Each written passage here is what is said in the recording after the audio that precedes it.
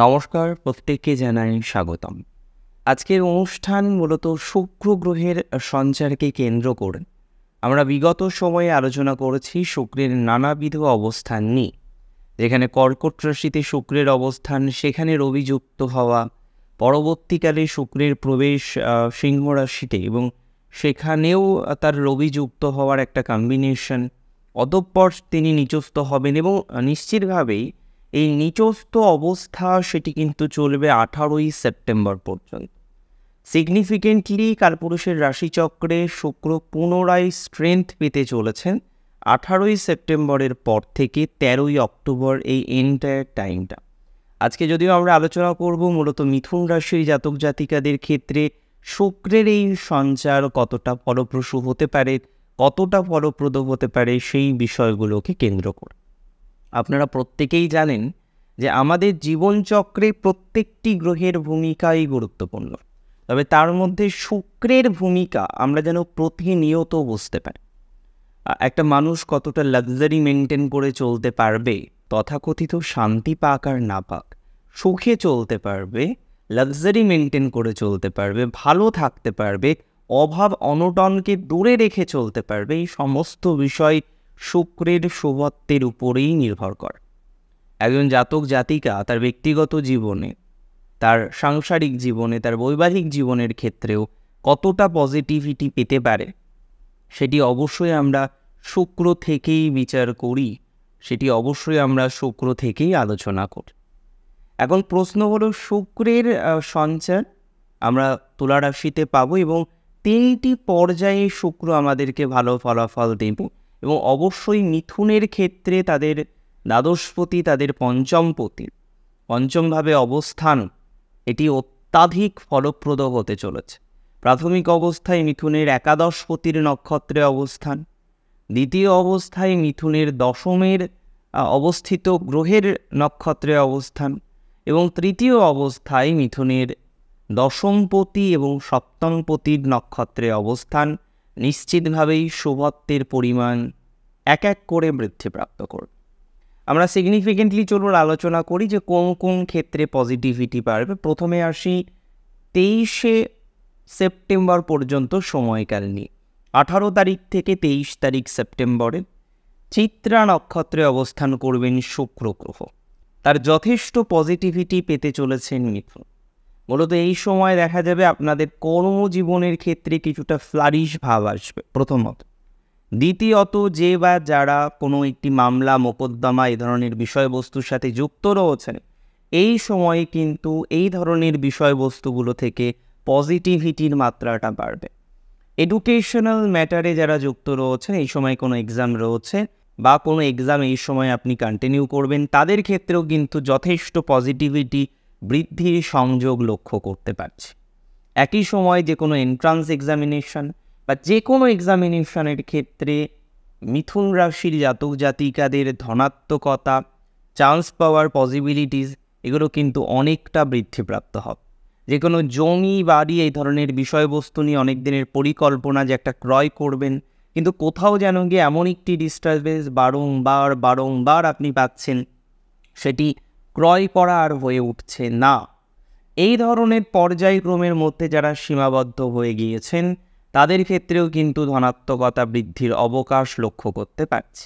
তার মানে সিগনিফিকেন্টলি মঙ্গলের নক্ষত্রে শুক্রের অবস্থান আপনার কার্যক্ষমতা, ক্রিয়াশীলতা, চান্স পাওয়ার পসিবিলিটিস, যে কোনো মামলা মোকদ্দমায় জয়ী হওয়ার সম্ভাবনা, শত্রু জয়ের সম্ভাবনা, এগুলো থেকে নিশ্চিতভাবেই ধনাত্মক ফলাফল পাবেন। ইভেন যারা প্রফেশনাল লাইফের একটা এনহান্সমেন্টের জন্য জাস্ট অপেক্ষা করছেন যে কবে সেই শুভক্ষণ আসবে, কবে সেই মহেন্দ্রক্ষণ আসবে, যে সময়ে আপনার এনহান্সমেন্টটা হবে কর্মজীবনের ক্ষেত্রে বা সকল চাকরি জীবনের ক্ষেত্রে, এই সময়কাল কিন্তু সেটাই। এবার যদি আমরা চলে আসি যে পরবর্তীকালে যখন 24শে সেপ্টেম্বর শুক্র প্রবেশ করবে স্বাতি নামক নক্ষত্রে, অর্থাৎ রাহুর নক্ষত্রে, এই সময় থেকে কিন্তু মিথুনের ঘটনা প্রবাহ পুনরায় পরিবর্তিত হতে শুরু করবে।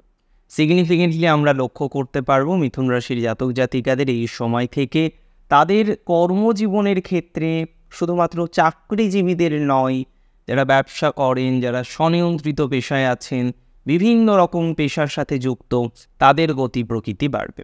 যারা সেলুনের ব্যবসা করেন, যারা যুক্ত রয়েছেন যে কোনো ধরনের ওয়ালপেপার, ডেকোরেশন ইত্যাদি ইত্যাদি বিষয়ের সাথে, যারা যুক্ত রয়েছেন যে কোনো ধরনের গ্রোসারি বিষয়ের সাথে, ছোটোখাটো একটা গ্রোসারির দোকান আপনার রয়েছে, তার সাথে সাথে কিছুটা ফাস্টফুড আপনি রাখেন, তাদের ক্ষেত্রে কিন্তু পজিটিভিটির মাত্রাটা নিশ্চিত রূপেই বৃদ্ধিপ্রাপ্ত হবে।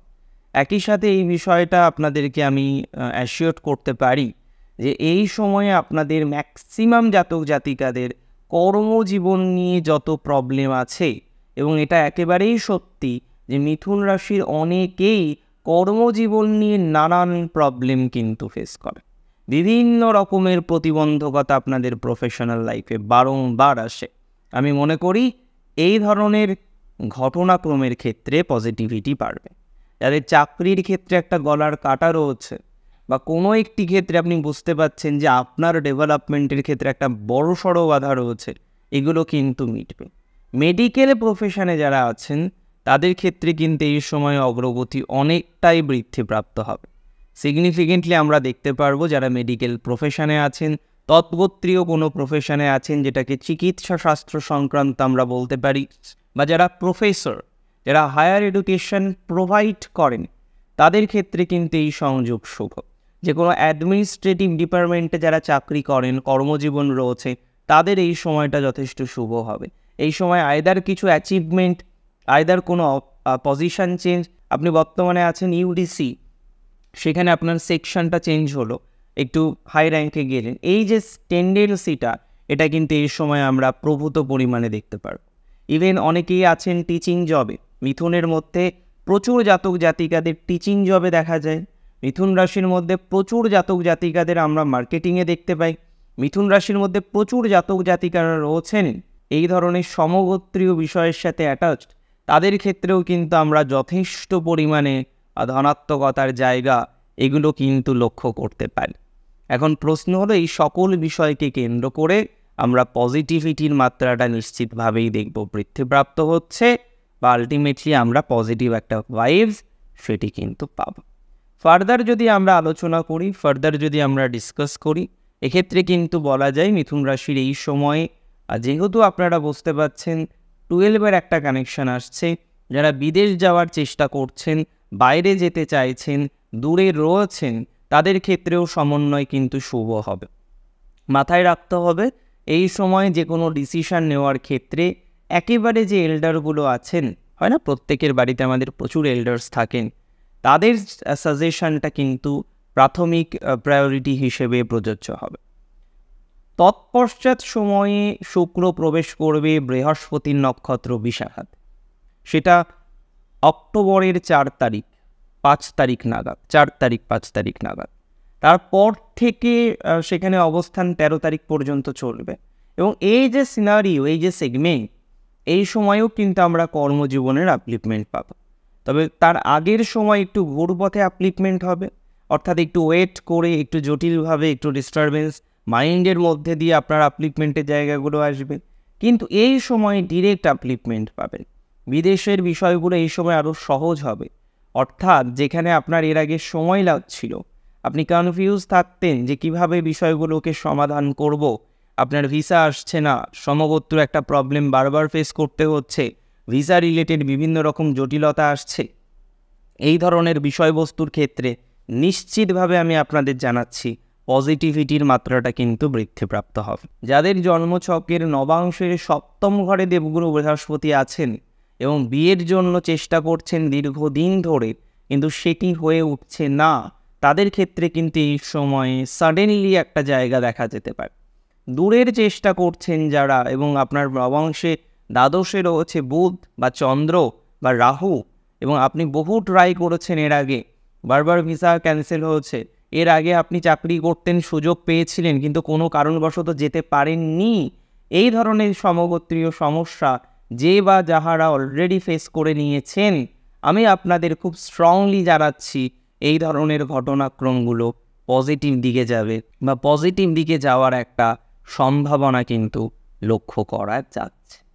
পরবর্তী বিষয় নিয়ে যদি আমরা চর্চা করি বা ডিসকাস করি, সেক্ষেত্রে কিন্তু এই বিষয়টা অপেক্ষা রাখে না বলার যে মিথুন রাশির জাতক জাতিকাদের ক্ষেত্রে যারা পরিচারিকার কাজ করেন, যারা যুক্ত রয়েছেন ল্যাব অ্যাসিস্ট্যান্ট হিসেবে, যে কোনো ধরনের প্যারামেডিক্যাল বিষয়ের সাথে যারা সংযুক্ত এবং একটু স্যালারি হাইক বা এই ধরনের বিষয়ের জন্য আপনি অপেক্ষা করে রয়েছেন, তাদের ক্ষেত্রে সময় ভালো যাবে। যদিও এই সঞ্চার কিছুটা ম্যারিটাল লাইফের ক্ষেত্রে প্রভাব ফেলবে।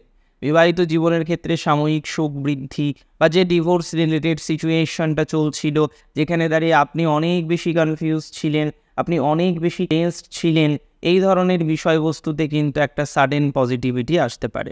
দীর্ঘদিনের প্রেম, দীর্ঘদিনের রিলেশনশিপ যেখানে জটিল অবস্থা তৈরি হয়েছে, তাদের ক্ষেত্রে একটা better scenario we can expect, আমরা কিন্তু আশা রাখতে পারি।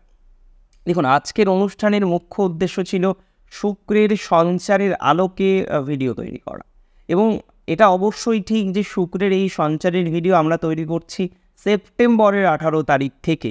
তবে এটা কিন্তু মাথায় রাখতে হবে যে তার আগের যে সময়কাল, সেখানে শুক্রের ডাউনফল হওয়া বা তার আগে শুক্রের রবি যুক্ত হওয়া শুধুমাত্র নিচস্থ অবস্থায় গিয়েই শুক্র ডিস্টার্ব করবে তা নয়।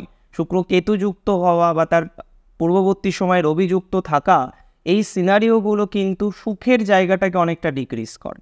যে কারণে আপনি দেখবেন আগে ছোট ছোট বিষয় থেকে আপনি সুখ পেতে, এখন ছোট ছোট বিষয় থেকে আপনি দুঃখ পাচ্ছেন, ছোট ছোট বিষয় থেকে কষ্ট পাচ্ছেন। কিছু হয়নি, কেউ একজন আসলেন, আপনাকে কষ্ট দিয়ে চলে গেলেন। সো এই সিনারিওগুলো কিন্তু এই সময় হওয়ার পসিবিলিটিস অনেকটা বেশি থাকছে। So we have to B hour. আমাদের অনেক অনেক অনেক বেশি সচেতনতা এই বিষয়গুলোকে কেন্দ্র করে রাখতে হবে। আমি আশা রাখি আপনারা প্রত্যেকে অনেক বেশি ভালো থাকবেন, অনেক বেশি সুস্থ থাকবেন। আজকে এখানেই শেষ করছি।